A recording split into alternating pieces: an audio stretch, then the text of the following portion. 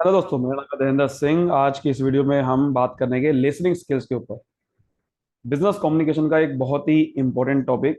और आपको बता दूं कि इस वीडियो के नोट्स अगर आप चाहते हो तो आपको मिल जाएंगे हमारे बिल्कुल डिस्क्रिप्शन में। आपको जाना है, डिस्क्रिप्शन में आपको जाना है और वहां पर आप नोट्स को डाउनलोड कर सकते हो। ठीक है।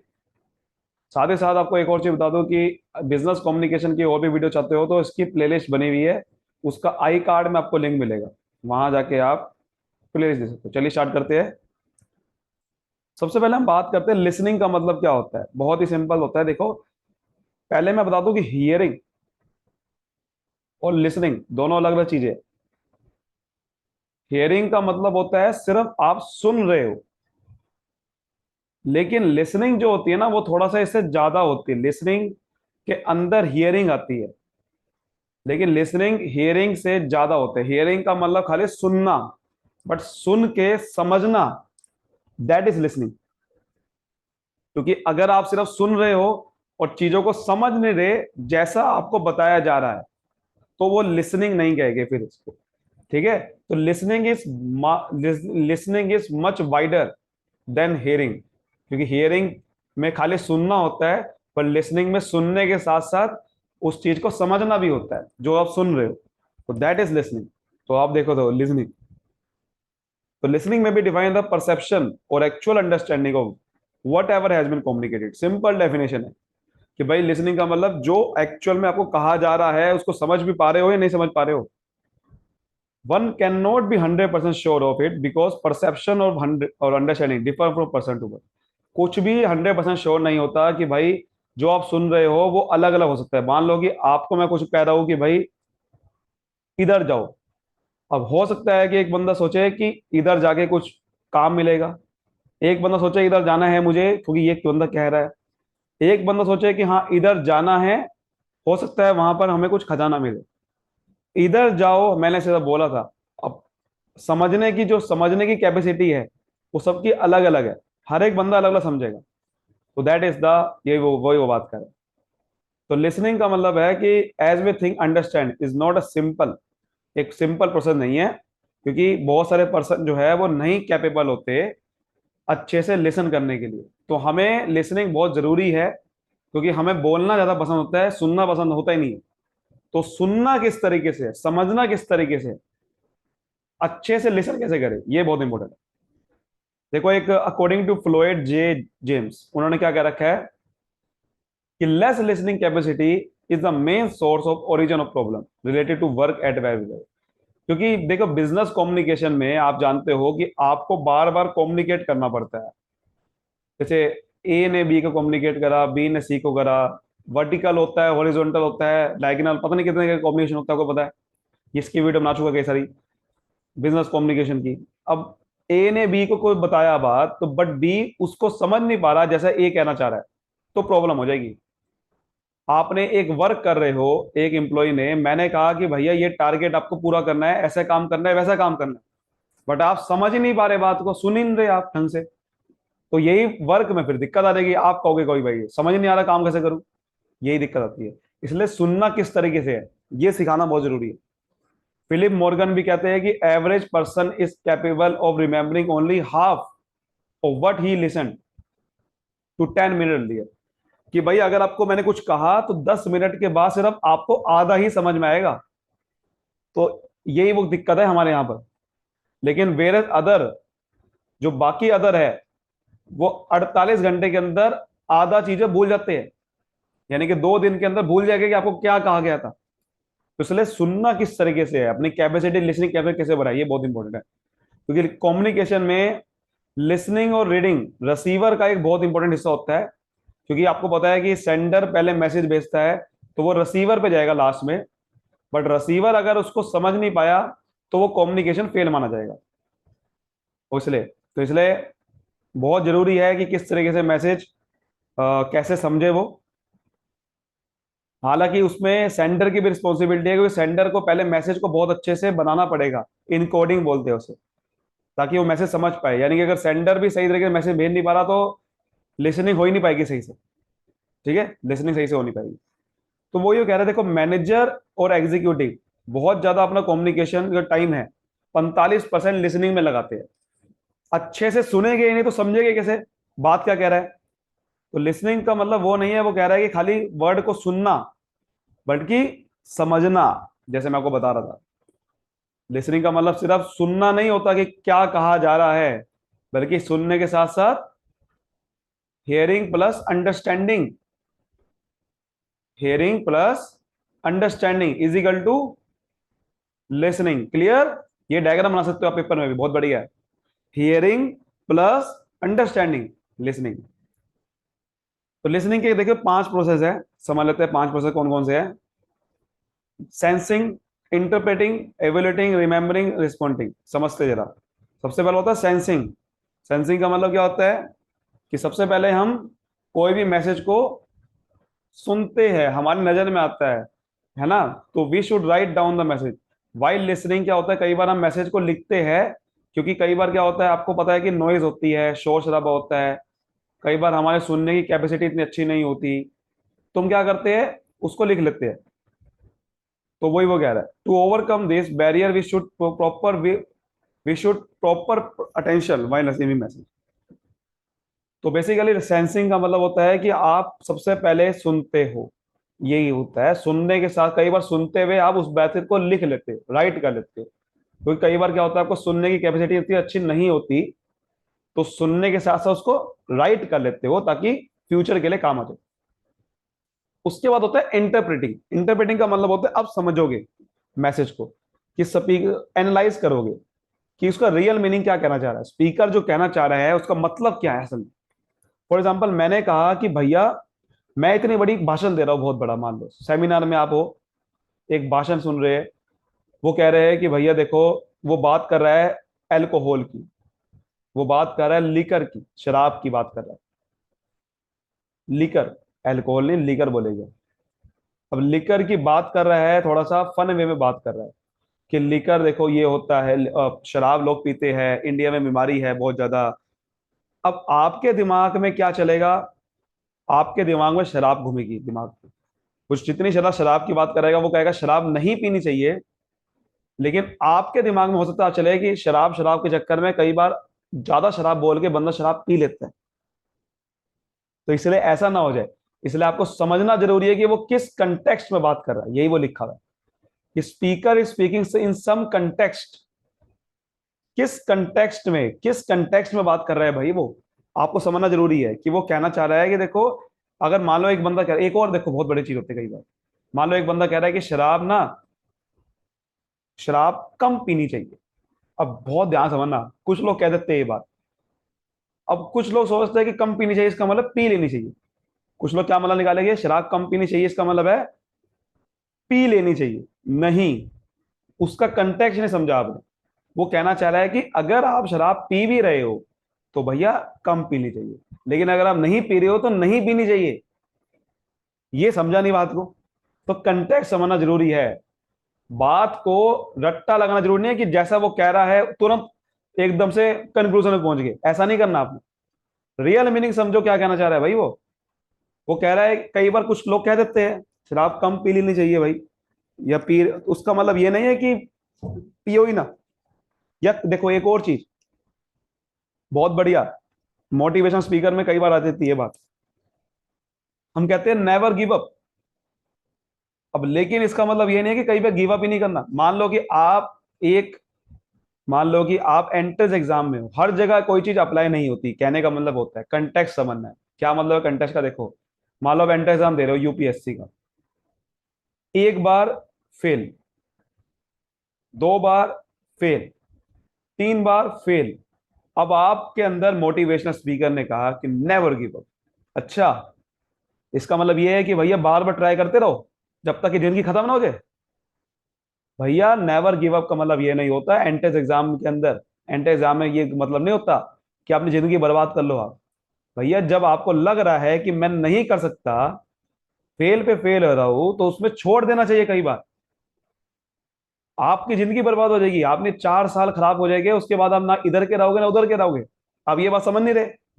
नेवर गिव अप, भैया नेवर गिव अप का मतलब होता है कि अगर आपको कोई प्रॉब्लम हो रही है, एक गलती हुई, एक बार फेल हुए, तो दोबारा ट्राई करना चाहिए, लेकिन तब जब आपको लगे कि हाँ मैं बहुत पास पहुंच गया था, मतलब मैं सक्सेस के बहुत पास ही था, फिर फेल हो गया, तो दोबारा ट्राई करेंगे।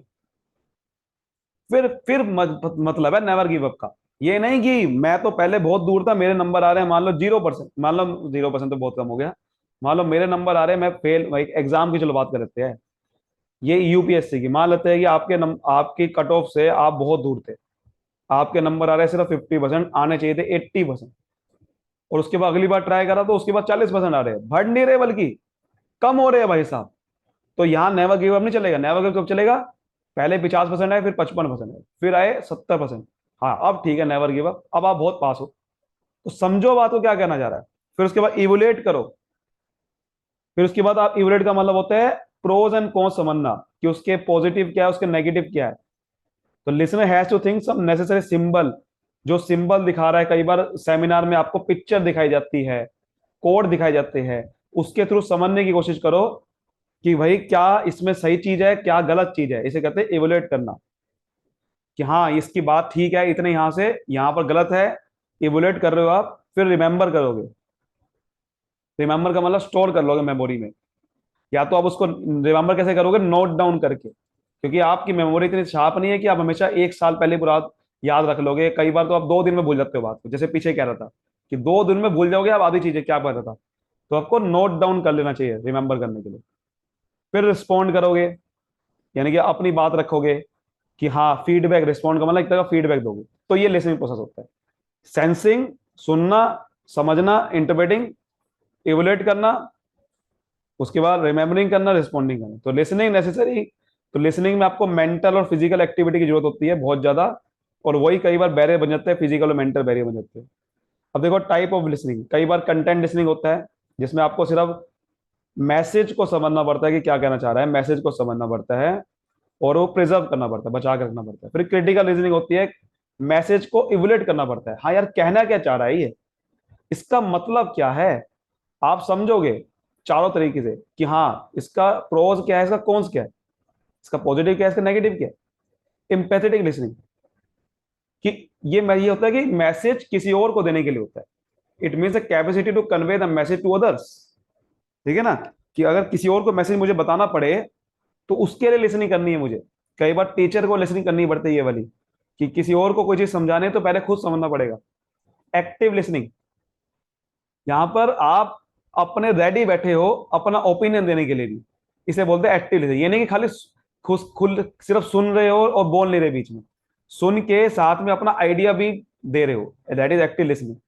तो ठीक है। उसके बाद होता है कुछ और लिसनिंग होती है, प्रिटेंडेड टू लिसन, मतलब इसमें आपका ये लिसनिंग में फेशियल जेस्चर के थ्रू आप जो है मैसेज को समझते हो। In fact the listening is absent, only message is here. अगर खाली मैसेज को सुना आपने, उसको समझा नहीं फेशियल एक्सप्रेशन के थ्रू, तो फिर आप वो मैसेज, वो लिसनिंग नहीं कहेंगे। सेलेक्टिव लिसनिंग होती है कुछ।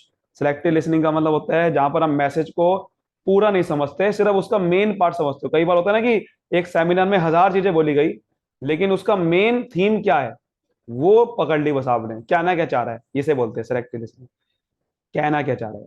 अटेंटिव लिसनिंग होता है जहां पर आप एक एक वर्ड को पकड़ के समझ रहे हो, पूरे माइंड और हार्ट के साथ, पूरा कॉन्सेंट्रेशन के साथ। ये बहुत कम लोग कर पाते हैं।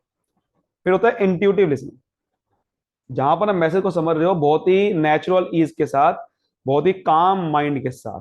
ठीक है, सच अ सिचुएशन अंडरस्टैंडिंग, जो उसका फिर आप रियल मैसेज समझ पाओगे, रियल क्या कहना चाह रहा है। अब देखिए कुछ गुड लिसनर के कुछ एसेंशियल होते हैं, उसको समझ लो। क्या क्या एसेंशियल क्वालिटी होनी चाहिए? पहले पॉजिटिव एटीट्यूड होना चाहिए, मतलब ऐसा ना हो कि आप पहले ही कह दो कि बंदा बेकार है। नेगेटिव एटीट्यूड के साथ ना जाओ, सेंटर के साथ आपका पॉजिटिव होना चाहिए कि हाँ ये बंदा कह रहा है जो सही बात कह रहा होगा। एबिलिटी टू कॉन्सेंट्रेट, आपको ध्यान करना आना चाहिए, कॉन्सेंट्रेट करना आना चाहिए, कि तब जाके आप समझ पाओगे क्या बंदा कहना चाह रहा है। आपको समझना कैप आपको आपके अंदर देखो, एक पर्सन की कैपेसिटी होती है 180 से 250 वर्ड बोलने की पर मिनट, लेकिन लिसनिंग कैपेसिटी हो सकती है आपकी 400 से 600 वर्ड पर मिनट समझने की। तो आपको समझना पड़ेगा, कई बार हम मिस कम्युनिकेशन हो जाता है। तो अगर लिसनर डिसिप्लिन्ड है, कॉन्सेंट्रेट करे, तो मिस कम्युनिकेशन नहीं होगा, यानी कि बात को सही समझेगा। फिर क्वेश्चन आंसर सेशन में आना चाहिए, मतलब कि अगर उसको समझ में नहीं आ रहा कुछ तो क्या होगा, वो क्वेश्चन पुटअप करे, ये नहीं कि वो क्वेश्चन ही नहीं पूछ रहा। तो when the listener is losing content, कई बार क्या होता है कि लिसनर कॉन्सेंट्रेशन लूज कर रहा होता है, तो वो क्वेश्चन आंसर सेशन स्टार्ट कर देता है। लिसनर क्वेश्चन पूछता है और स्पीकर उसके साथ आंसर देता है, ठीक है। But if the listener keeps an eye on the listener, then losing concentration is not an easy. मतलब कई बार क्या होता है, कॉन्सेंट्रेशन कैसे लूज होता है, देखो आप सवाल पूछ रहे हो और सामने वाला जवाब दे रहा है, आप सवाल पूछ रहे हो, आपने ध्यान उधर कर लिया, तो सामने वाले का कॉन्सेंट्रेशन लूज हो गया। ये नहीं करना है। वो कह रहा है कि स्पीकर को अगर ध्यान, उसका ध्यान स्पीकर का सामने की तरफ रहे, सिर्फ उसकी आंखों की तरफ रहे लिसनर की, तो उसका ध्यान भटकेगा नहीं, वो हमारे पे ध्यान देगा। बॉडी पोस्चर बहुत इंपॉर्टेंट है, आपको सही तरीके से बैठना जरूरी है अगर आपको अच्छे से सुनना है। ये नहीं कि लेटे बड़े हो यहाँ पर बेड पे और सुनने की कोशिश कर रहे हो, ऐसा नहीं होता। आपको सही तरीके से चेयर पे एक सीधा होके बैठना है आपका, तब जाके आप सुन पाओगे। ये नहीं कि आप बैठे हो मजे में, कुछ लोग बैठते हैं ऐसे, ऐसा नहीं होना चाहिए। अब देखो कुछ यहाँ पर हमारे आता है टॉपिक छोटा सा मोटा, objective and advantage of listening. Affective listening, affective listening का मतलब अच्छे से वही लिसन करना, जहां पर कोई बैरियर ना हो, सही तरीके से समझो। क्या ऑब्जेक्टिव और एडवांटेज होता है, सिंपल सी बात है यार, listening increases communication capacity. Listening से आप बोल पाओगे, क्योंकि आप बात किसी से तब कर पाओगे जब आप सुनोगे कि बंदा कह रहा है, तो बात आप सही से कर पाओगे, कंफ्यूजन नहीं होगा, एरर नहीं होगा। इफेक्टिव लिसनिंग की वजह से आप ऑर्गेनाइजेशन में अवेयर रहोगे, चल क्या रहा है, गलती होने के चांसेस कम है, रियल मीनिंग समझ पाओगे सेंटर का। कॉन्संट्रेटेड लिसनिंग की वजह से आप अच्छे से इंप्लॉयज के साथ बिहेव कर पाओगे, एटमॉस्फेयर अच्छा रहेगा, ठीक है। ज्यादा कुछ वो नहीं होगा, मतलब लड़ाई वगैरह नहीं होगी, पेशेंट होगा। और when the employees find that their superior listen their demand, कई बार क्या होता है सुपीरियर सुनते ही नहीं है एम्प्लॉयज की, और जब उसको लगेगा एम्प्लॉयज को कि ये मेरी बात सुन रहे हैं, तो फिर उसको उसका सेटिस्फेक्शन बढ़ेगा। लिसनिंग की वजह से एक्सप्लोसिव, मतलब वही चीज, लड़ाई वगैरह नहीं होती, ठीक है। गुड लिसनिंग की वजह से हम दूसरे की केयर करते हैं। Importance, employees feel importance, employee को लगता है कि हाँ मेरी बात सुनी जा रही है, मेरी बात समझी जा रही है, तो उनको अच्छा फील होता है, मोटिवेट रहते हैं वो, ठीक है। लिसनिंग की वजह से आप बेटर पॉलिसीज को समझ, ऑर्गेनाइजेशन क्या कर सकती है, अपनी पॉलिसी को समझा सकती है अच्छे से, कि जो भी वो रूल रेगुलेशन बना रहे हैं वो समझा सकती है, ठीक है। इफेक्टिव लिसनिंग जो बहुत ही इंपॉर्टेंट है, वो कह रहा है कि प्रॉपर ट्रेनिंग की वजह से हम लिसनिंग कैपेसिटी 25% से भी ज्यादा बढ़ा सकते हैं। So when the speaker is talking 100 से 150 200 वर्ड पर मिनट, तो लिसनर वो ज्यादा सुन सकता है अगर वो कॉन्सेंट्रेट करे सही से। समझ आ गई बात। तो गुड लिसनर अच्छे से बात समझ सकता है कि स्पीकर का मैसेज क्या है, कहना क्या चाहता है, उसका ऑब्जेक्टिव क्या है। अब बात करते हैं इंपॉर्टेंस की। इंपॉर्टेंस क्या है लिसनिंग की, वो देखो वही है यार, लिसनिंग की वजह से आप क्या कर सकते हो, बहुत ज्यादा आपका मैनेजर के लिए भी हेल्प होता है, एम्प्लॉय के लिए भी, वो तो हमने समझ लेगा। आपको पता है कि 1/3 जो है कम्युनिकेशन का स्पीकिंग में जाता है, राइट, स्पीकिंग, राइटिंग, रीडिंग। और एक ऑफिस एक एक बहुत अच्छा ऑफिसर 50% अपना टाइम किसमें लगाता है, लिसनिंग में लगाता है।